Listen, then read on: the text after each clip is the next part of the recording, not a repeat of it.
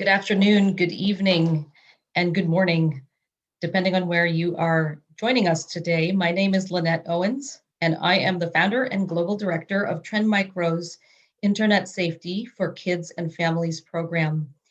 Welcome to our 16th session of our Managing Family Life Online webinar series.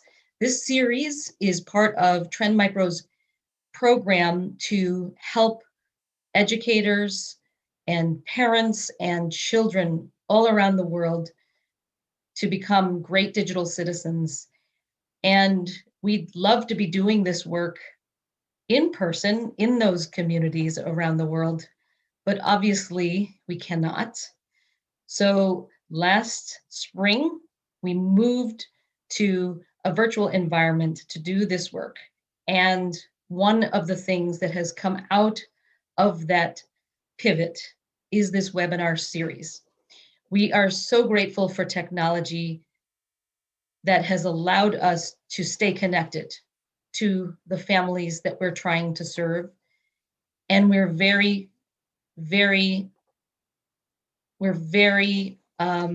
grateful for the technology that has allowed us to stay informed about everything that's going on when there is so much uncertainty and unrest. And finally, we're very grateful for the experts who have given of their time to help us serve those communities, including our guest today, Dr. Sophia Noble, who we will be hearing a lot from in a minute. I also want to welcome from the Learning Center for the Deaf, our interpreters, Julia Barnes and Krista Lambert. We're grateful for their support throughout this webinar series as well. I encourage you, if you are listening or watching this on Zoom, to use the Q&A function and submit your questions at any time. We will get to them, I promise, as many as we can. And if you're joining us on Facebook Live, please go ahead and put your questions in the comments section, and our team will relay that over to us as well. Finally, we encourage you to use the survey button that you'll see either pinned at the top of Facebook or that you will see after we end the session. We'd love your feedback of any kind. So with that and all of that background, I'd like to introduce Dr. Noble. Dr. Sophia Noble is an associate professor at the University of California, Los Angeles in the Department of Information Studies, where she serves as the co-founder and co-director of the Center for Critical Internet Inquiry. She also holds appointments in African American Studies and Gender Studies. She's a research associate at the Oxford Institute at the University of Oxford and has been appointed as a commissioner on the Oxford Commission on AI and Good Governance. Dr. Noble actually holds many other titles and other accolades that I would love to be able to list out here. One of the ones I do want to call out, because I encourage everybody to go watch, is the Time 100 talk that she did with the Duke and Duchess of Sussex. And I think finally, which we'll talk about a lot more later on, the author of a really wonderful book, Algorithms of Oppression. I will say, though, that out of all the roles she holds, probably the most important one is as a parent. And so with that introduction, welcome, Dr. Noble. Hi, thank you so much, Lynette. It's so great to be here. And I thank you for sparing everyone all of the titles and any more introduction, because it's a lot. But I do want to say this means so much to me to get to be here with you today and have this conversation, because it is true that being a parent is one of my most favorite jobs. And you may in fact hear my offspring making noise in the background because I'm sure, like many people, Zoom school is happening and it's lunchtime. So it's great to be here. Fantastic. Yeah, Oh, absolutely. And we completely understand. Many of us listening and watching today are in the same boat. right. So no apologies needed. So let's start with your roles, all of these roles, whichever one you choose to expand upon. But what's changed for you over this last year? It's such a great question. Well, first of all, my work environment has changed a lot, as has my home environment. Um, it's been interesting to try and teach students right now when students are in crisis. University students are certainly in crisis, undergrad and graduate, where they're trying to take care of loved ones who have COVID or they themselves have had COVID. I have a student right now who has COVID and is still trying to dial into the classroom and participate under incredibly difficult circumstances. Um, so, in many ways, I feel like grateful that I have the space to be a compassionate educator in this time and to make a lot of space and a lot of room for the incredible duress that I think many students are under. Of course, the learning environment online, while technology facilitates some things, it doesn't facilitate everything. And so, we're missing a lot by not being able to be together. Certainly at home, things have been difficult, just trying to figure out who's working where, who needs it quiet when, all of those kinds of things that I know. On the other hand, there's been so much time for reflection about this role of technology in our lives. And, in my work, I've been particularly concerned about the way technology is implicated in social harm and harming people who are vulnerable, including children and people who are powerless to speak back to big technology companies. And so it's also, during this time we've seen a lot happening in the world, how technology has, let's say, given rise to the organization of white nationalists and white supremacists who have tried to overthrow the US government.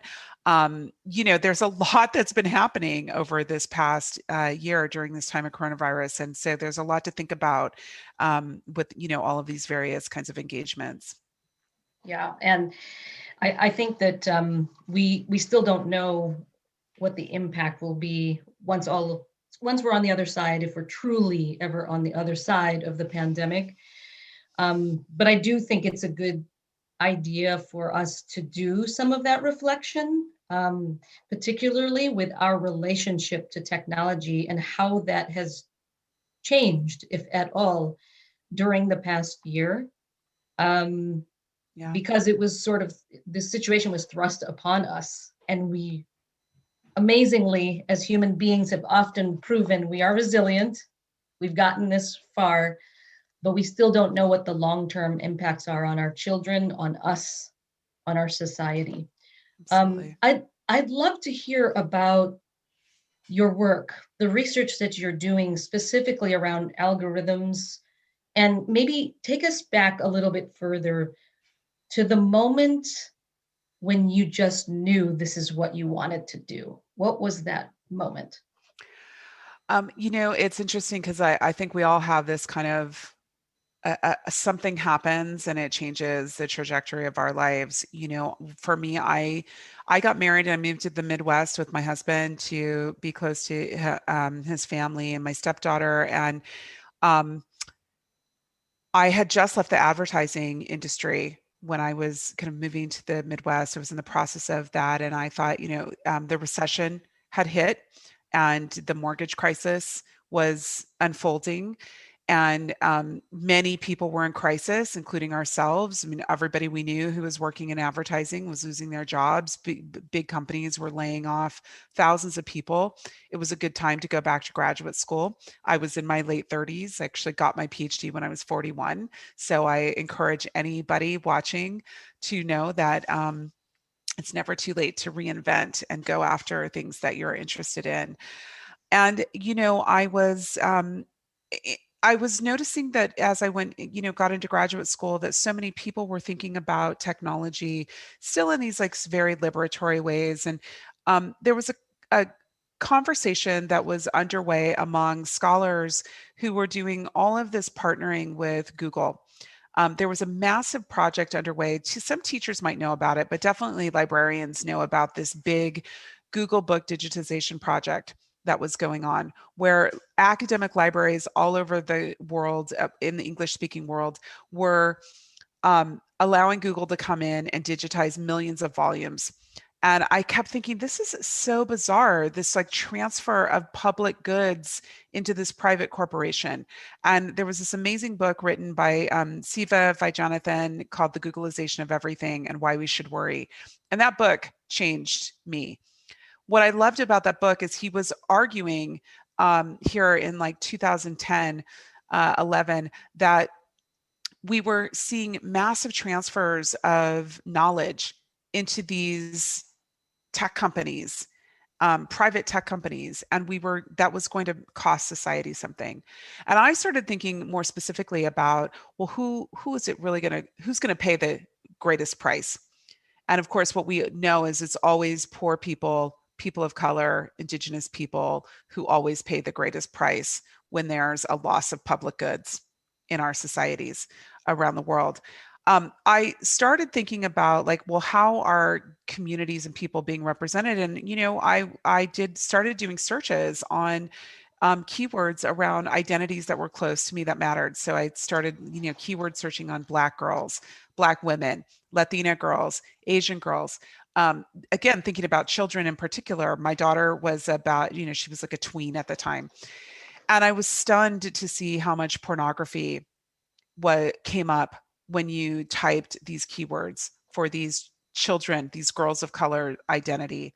And I knew that this was the moment that I had to spend some time unpacking how this could be. How could it be that you didn't have to add the word sex, you didn't have to add the word porn, but pornography was synonymous, or hypersexualization was synonymous with girls of color identities?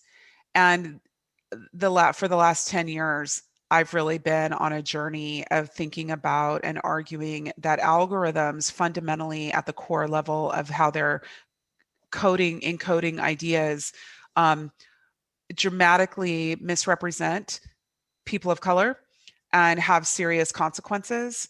And, again, a decade ago when I said, algorithms can be racist and sexist, I was a bit of a laughing stock. People would say there's no way. I mean, it was very, very difficult. Most quarters, people would just say there's no way.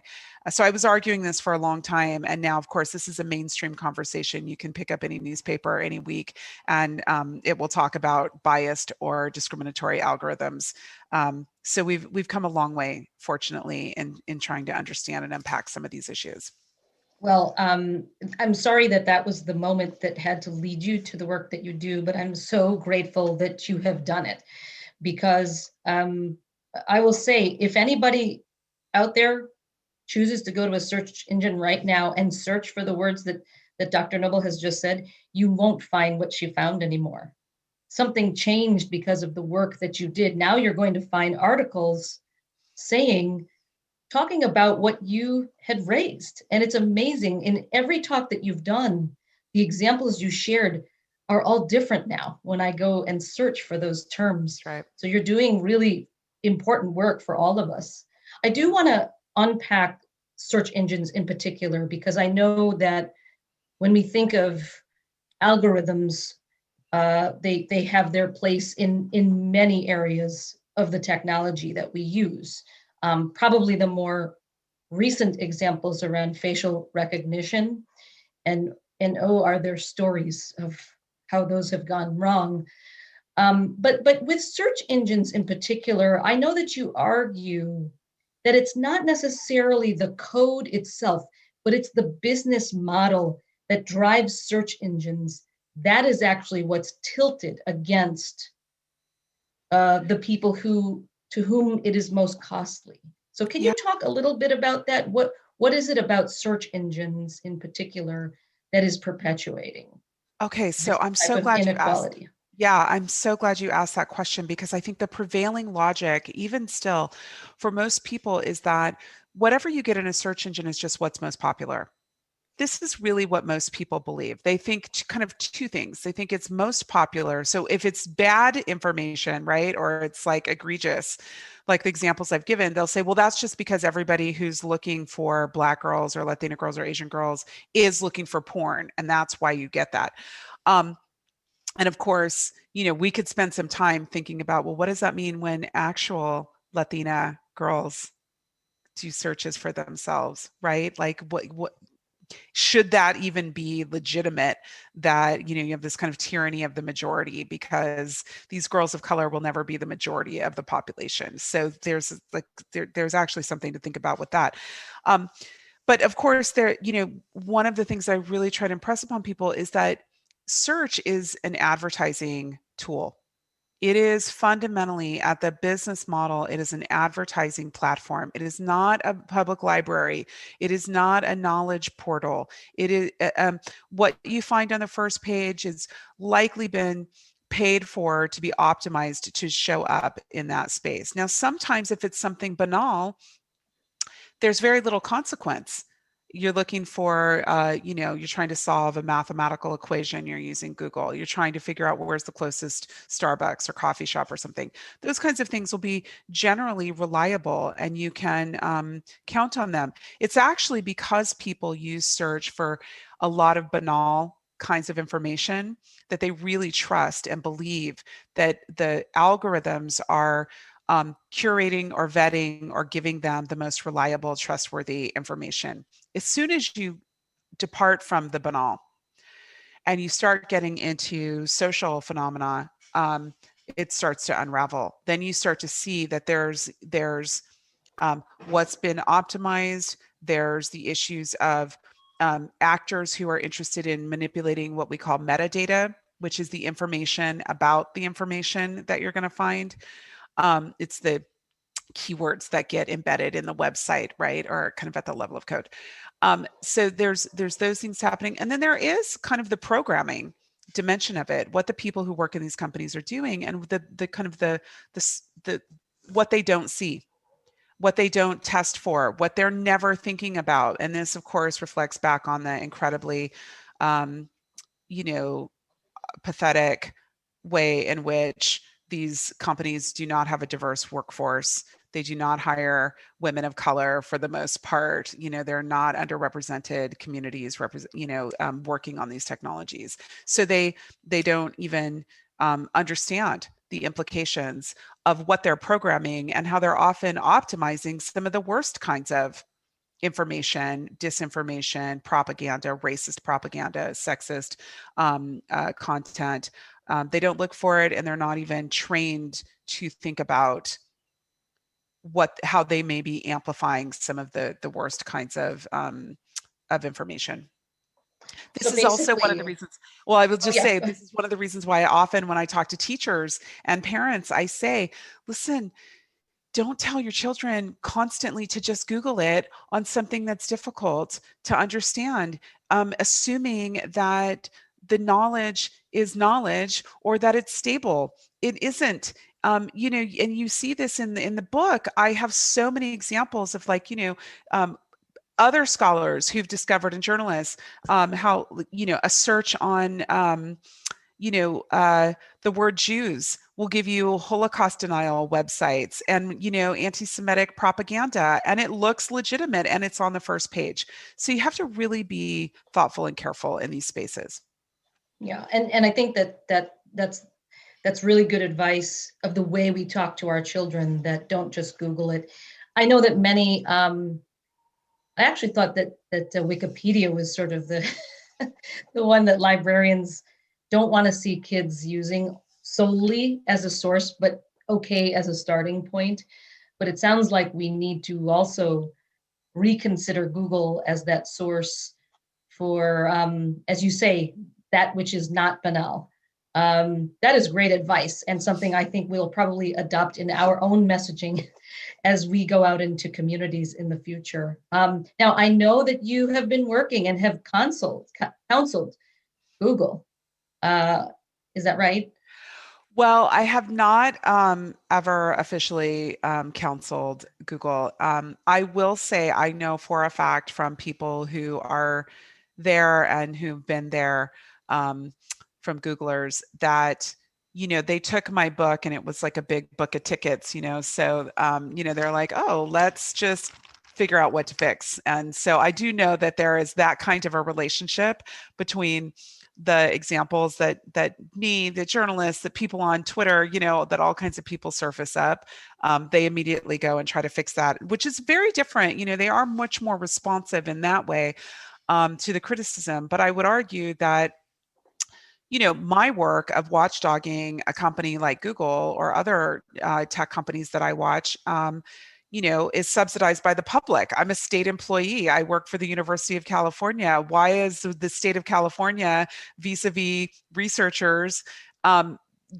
subsidizing, fixing the mistakes of one of the most well-capitalized companies on planet Earth? So, we could spend another hour, another day talking about those kinds of Yeah, things, right? And how it is that teachers right. and the public and all of us do this work of trying to resolve these issues that are not compensated and they're not formal engagements.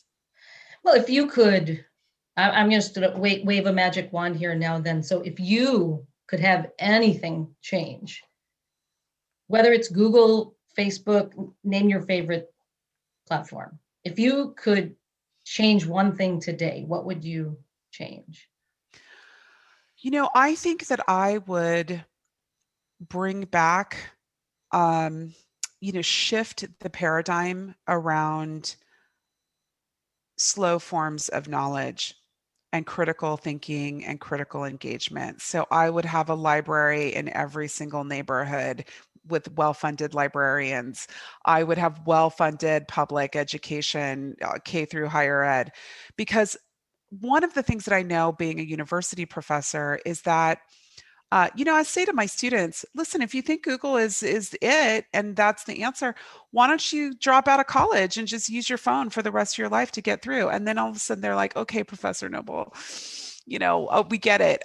This idea that you're just going to instantly grab a fact off the internet as a way to move through life, to be an informed parent, an informed voter, an informed employee, a worker, um, is nonsense. So I think if I could do anything, I would bring us back to a place where where we understood that knowledge is contested, that people who are vulnerable and marginalized, who have been historically oppressed, for example, in our country, are still fighting to have our ways of knowing, our histories, our viewpoints legitimated, acted upon, accepted, synthesized, used to remake the nation in more equitable and fair ways. Um, those processes take time. They take critical thinking. They take being highly literate and well educated and exposed.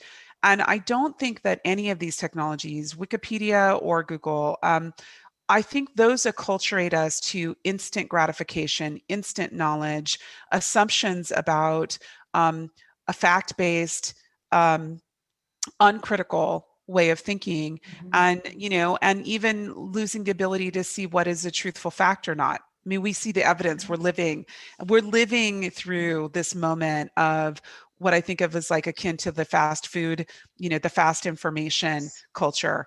And I guess I would say that there are other ways. We've had other ways in the past, and we shouldn't just uh, assume that tweaks or reforms to these platforms is the answer. So basically, we should slow down. We need to chew our food, is what you're saying. We need to slow it down. I'm a huge fan of that concept of slow social, slow consumption, and critical thinking. How do we bring it back? I think there's a lot of people trying to fight this battle right now with issues like misinformation in general. Um, but and I think we owe it to our children to model those behaviors too. Absolutely. Because if as soon as you're in an argument at the dinner table, the first thing you do is you ask Alexa, Siri, Google, or you grab the phone to get the answer. We're not really modeling. Slow. Right. We're modeling. Let's just talk it out first, because many of us listening today, we remember the time where payphone was it. Payphone was it. And that's, if you missed meeting up with your friends, you missed meeting up with your friends, and that was it. Yeah. And you Yeah. lived and you moved on. Well, I love that. I think that's a great message. We've got to slow things down and really understand what we're putting into our minds first before we do it. Yeah.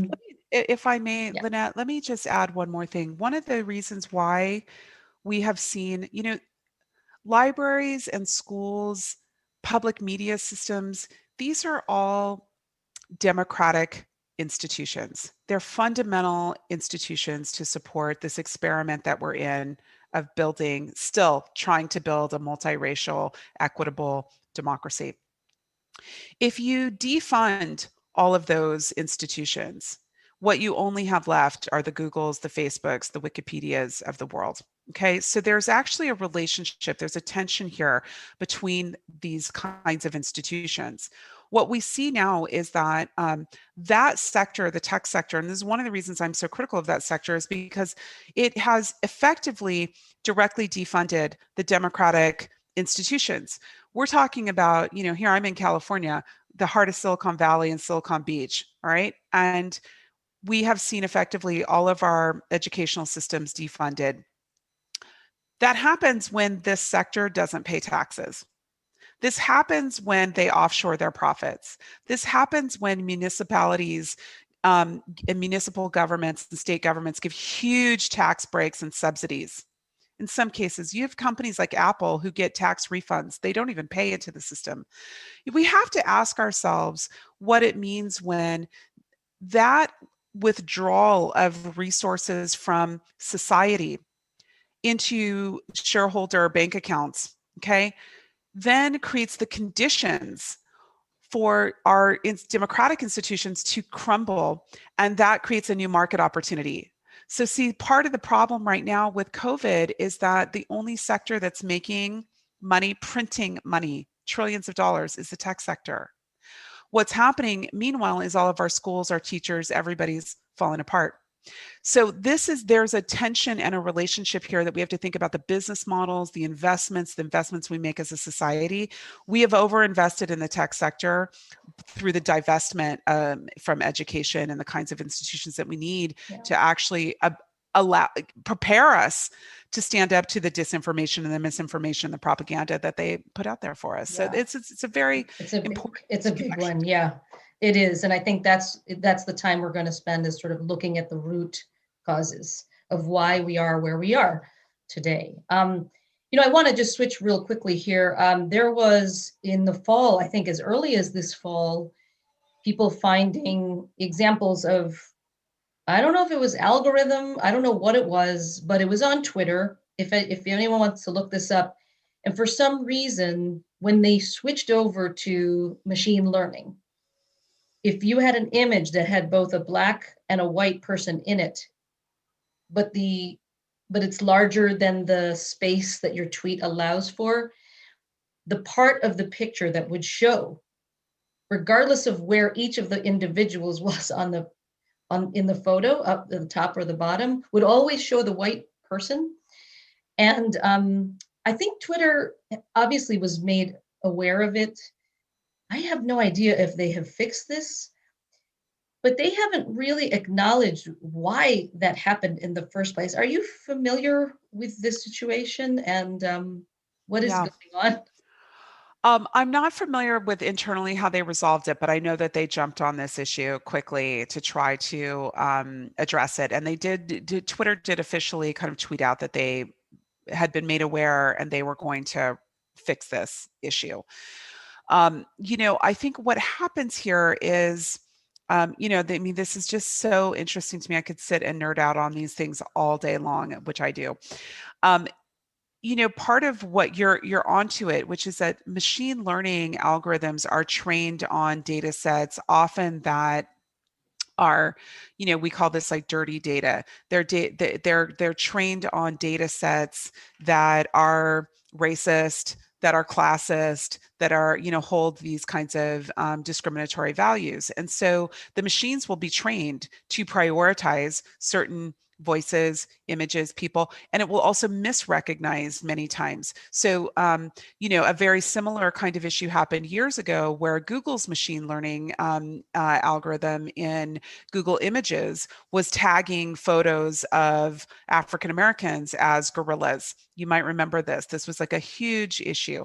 And so this tells us a lot about let's say the fragility of these technologies, that no matter how much marketing money gets poured into telling us that artificial intelligence is the way forward, that machine learning and AI is going to solve the problems. In fact, it makes such obvious blunders that a human being wouldn't make, that tells us something about how unreliable these technologies are. Now, imagine how much this kind of unreliable, narrow AI, which is really a decision tree mathematically, is being deployed to figure out what to prioritize and applied to a variety of different kinds of issues or ideas in our society.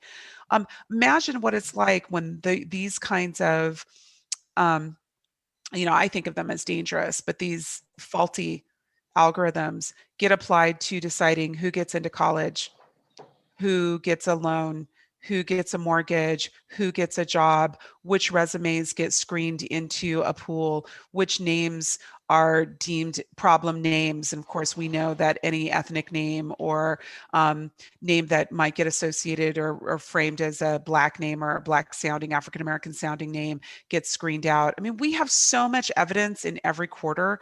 And that example that you give is actually a perfect illustration of just how precarious these technologies are.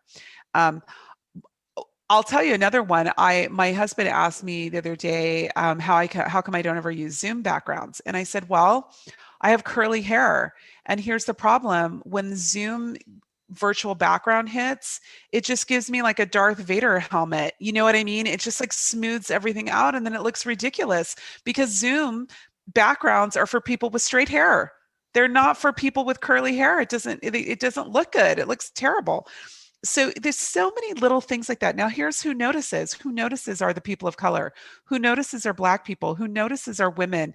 Who notices are people who are often these technologies don't fit and they don't make sense for us. And this is one of the reasons why it's important to know that, it has mostly been women of color, LGBTQ, scholars of color, journalists, and so forth, who have made these issues visible, including users of these platforms who make these issues visible to be acted upon.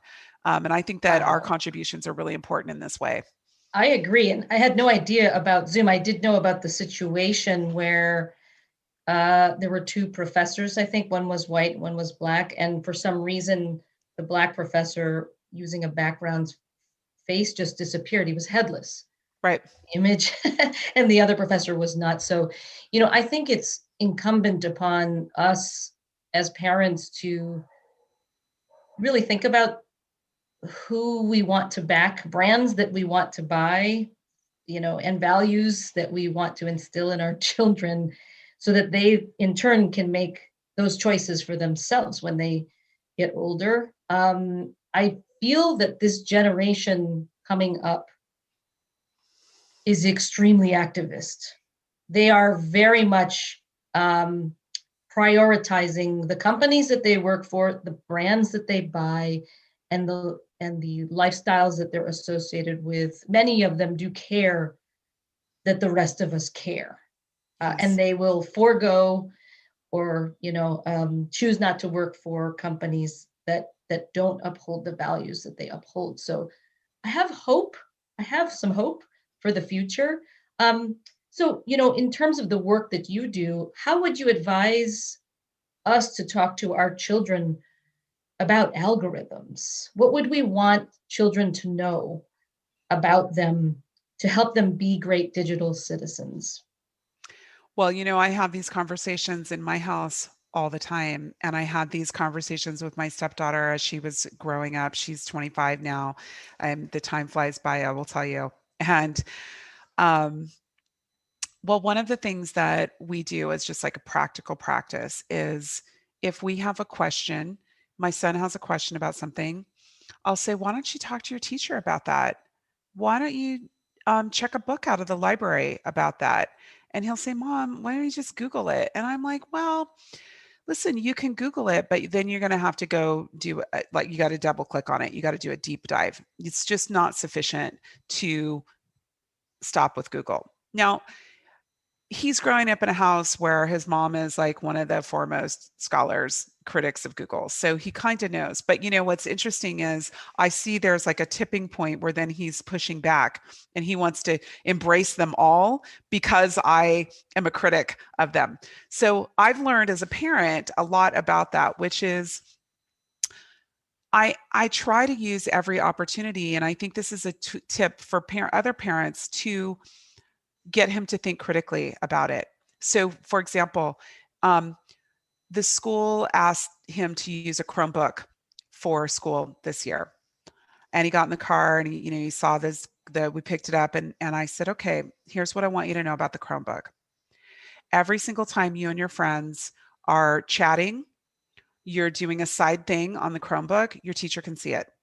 I want you to know every keystroke that you make, every time you go off to a website, it's probably going to shut you down. And also, you need to know that this is how it works. And, the first thing he said was like, Mom, this is such an invasion of privacy. This isn't right. And I was like, right. So, I was, and then he's like, well, I don't want to use the Chromebook. Oh, okay. Well, I was like, use it responsibly, knowing what the stakes are, Yes. knowing what's happening in the environment. I do the same thing with my university students. I say, listen, every time you tell me that you downloaded all the readings and you're whatever, you tried to upload the assignment and the system was, I can actually just see, I can see that you haven't logged into the system for 3 weeks. And then they're like, what? And I said, right, all your other professors and instructors can too. I teach them how the Moodle works. I teach them how the classroom management tools work. I show them so that they can not be victims of like surveillance, right? Not be unaware, but they can, it's kind of like teaching them how to stop and look both ways before they cross the street. I have a responsibility because there's cars out there and there's consequences. So, those are things we can do while we're trying to address the structural issue is we can make these systems as transparent as possible, teach students how to not be victimized by them. I say, listen, all the things you do on that Chromebook by the end of 4th grade, there might be a report generated that assesses what kind of student you are based on how you use that technology. That has nothing to do with that you're a great kid and you're smart. So, but Absolutely. it has to do with how much you goofed off on it. So is that fair? He's like, no, because he's 9. And I'm like, right. So use it wisely, just like everything else Yes. that we're using. And those are the kinds of things that I think teachers and parents should be doing. Well, my understanding too is because of COVID, as someone who has a daughter who is looking into colleges now, they've been told that the colleges are now doing a lot more monitoring because you can't go and do the campus tour, but they know if you've logged in to see the virtual tour. They know if you're receiving their emails and opening them. So they're Right. already getting a sense of your interest in them That's through right. all of these tracking mechanisms, which I think were already in place, but it's definitely been exacerbated by the Absolutely. pandemic because there's no other way. So I think that's great advice. And, I think it's all about opening your eyes and letting you make the choice as long as all the information is in front of you. Yeah. And so I think that's great advice. So are there any resources that you might recommend? I mean, obviously we're going to show your book in a minute, which I would recommend. Are there other resources that you would recommend for any of us to consider, take a look at, watch, people to follow Yeah, absolutely. I'll even try to find a link here real quick while we're together. Our center at UCLA is new. We've been in existence for just over a year. It's the UCLA Center for Critical Internet Inquiry. And we have also tried to put up some resources. I mean, in particular, since the murder of George Floyd and the incredible, interest that the public has now more than ever in thinking about, um, issues like race and technology. We have really tried to curate a short list of books that we think are interesting and helpful. I'll put it in here. Maybe you can share it. Um, Fantastic. so I Thank think, you. yeah, I think that there are resources like that, like books and things and films and things people can read that just get your awareness up higher. I think one of the most powerful things we can do is elect people who can make policy, because these are issues that have to be dealt with structurally, legislatively. The societies that we make are mostly in this country dictated by policy, by laws, for better or for worse. So we need to be really powerfully informed voters. We should be putting forward candidates who have high levels of literacy about how these technologies work and who have the courage to push back, quite frankly, on them. We have very embarrassing lawmakers right now who ask incredibly embarrassing questions of the tech sector that show a lack of preparedness, and even basic knowledge about what these technologies are. We have more and more each year. It gets better, but 5 years ago, I would just head to desk. So we Yeah. need to be better voters, right? And make better candidates to run, and a lot of these things, when you think about technologies like facial recognition, those things are getting banned at the municipal level, at the city level. We can have a lot of say in our school districts about surveillance technologies used. I would ask questions like, as a parent, what percentage of the academic budget for my school district is going to technology, and what percentage is going to academic instruction? What I think is happening is we're starting to see much more investment in technology. This is just a market opportunity for every software company to come in and sell its wares. It's not, these things can never replace the iterative, important work that parents and teachers do with students to educate. They just cannot. And I think we have to be really, really mindful. And one of the ways is because the children of the elite software engineers, the C-suite executives in tech companies, guess what? They don't let their kids use these technologies. They don't let the nannies use these technologies around their kids. They have nanny agreements. They go to elite schools where they don't even touch computers. Bill Gates' kids didn't even touch computers till they were older. That tells you a whole lot about what they want for us and what kind of education they want for, the children of the 1%. And I think these are places where we can push back and have power. That's great. That's great advice as well. And for everyone, Dr. Noble has put in the chat, if you're on Zoom, a link that we'll make available on our website to those of you who are might be watching on the Facebook live stream, with resources that you can use and read and share with others to learn more about these technologies and their impact on us and society. I do want to leave just a moment or two for questions and encourage those of you who, if you're on Zoom, to put it in the Q&A. If you're on Facebook, to put it in the comments. We have a question here. Is there a reliable alternative to the dominant search engines? Well, the reliable alternative is to go to the library and not necessarily use a search engine. If you need something more complex or more complex understanding of something, then again, just like a quick answer on something. Of course, you can use platforms like DuckDuckGo, which don't at least track you the way Google tracks you. I mean, all of these digital traces also help shape what you find and what's going to be made available to you. So those things are important to keep in mind.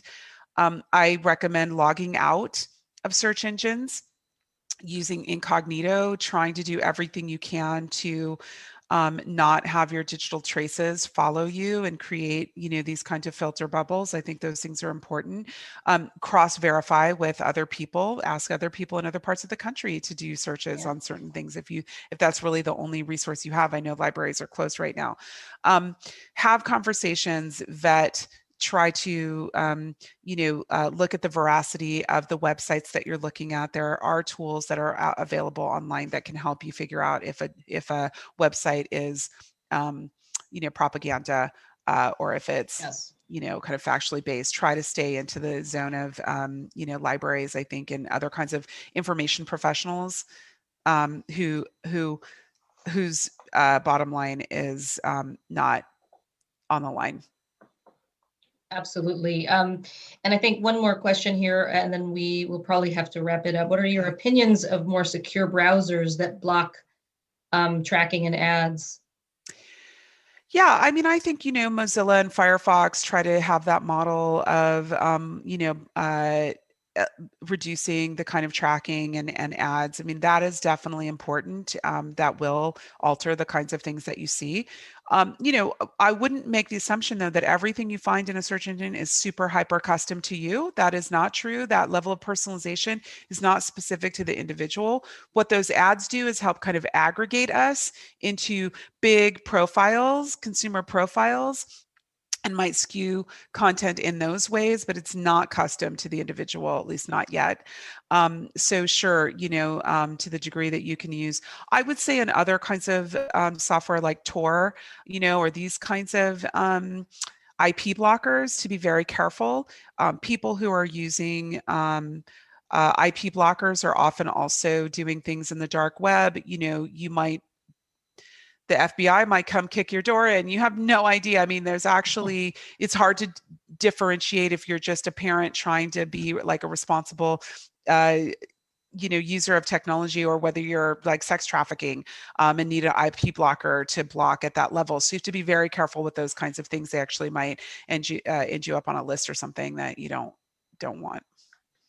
Oh yeah, absolutely. And I think we'll just take this one more. Okay. You mentioned radicalization and white supremacy assisted by algorithmic recommendations of social media content. Are there ways we can address the content bubble issue, or is this really inherent with the way algorithms are trying to pursue user engagement? Is it Yeah, something I mean, control, or is it got control? You can't control that. That is controlled in Silicon Valley. That's controlled by the software engineers at Facebook. You're not going to be able to get yourself out of the filter bubbles that they put you in. They are going to actively entice people. And YouTube is another place where, my students often will report out, especially my white students, that they're looking for something and boom, boom, boom, 2 clicks and they're into some fascist, right-wing, blatantly racist or misogynist kinds of content that they were not looking for. But they are also being acculturated or kind of slowly radicalized or desensitized. So I think those are things that happen at the platform level, and what we need to do is keep holding the platforms accountable. Yeah. I think there's room for innovation. Someone could sweep in here right now and build it. It's a race to the bottom that we're in. That's right. Yeah, so there is room. That's right. Well, I thank you everybody for submitting your questions. We are out of time. And because Dr. Noble does wear the hat of professor, and she's got to go teach a class in a few minutes. So we're so grateful for you joining us today. I'm hoping you're part of the Namely conference. Would have hoped to have met you in person if we could have had the conference in LA. In person. But I want to call everybody's attention to her book. It's called Algorithms of Oppression: How Search Engines Reinforce Racism. So if you're interested, that's one of the resources in addition to the others that were mentioned today that I highly encourage you all to consider. So with that, I think just sort of closing things, thank you again, everybody, for joining us today, whether it was on Zoom or on Facebook Live. Go to internetsafety.trendmicro.com. This is where you will find a recording of today's session with Dr. Noble for you to view again or to share with other people if they could not make it today. We have lots of other great resources that are free to you as well. And we encourage you to join us every other Wednesday for this series, which again has been going on. This was number 16. Thank you for being part of it. On to number 17 on the 23rd of February. We're actually going to have, I'm really excited about this, a student panel to talk about representation and the impact in social media of how you're represented or not represented online. If you are able to complete the survey, very brief one, you'll see it at the top of our comments section on Facebook. Please go ahead and give us some feedback about today. Or when you close out of Zoom, you will see the survey launched as well for you. And if you choose to give us your email address, you might be one of 5 people to win a copy of Trend Micro Maximum Security, which is going to cover you for a year and cover up to 5 devices in your home. I am Lynette Owens, and with Trend Micro's Internet Safety for Kids and Families program, thank you everyone for joining us today, and we will see you in 2 weeks.